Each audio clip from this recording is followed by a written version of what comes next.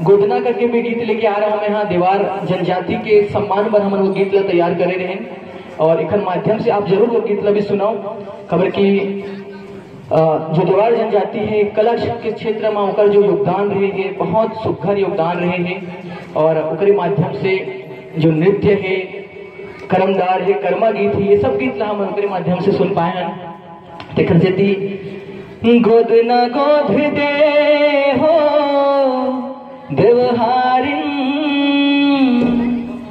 देरी हाथ मानाव मोर गोसैया के देरी हाथ मानाव मोर गोसैया के देरी हाथ मानाव मोला रेंगैया के देरी हाथ मानाव मन मिलैया के देरी हाथ नाव रेंग रेंगैया के गोदना गोद दे हो देवहारिन देरी हाथ नाव मोर गोसैया के।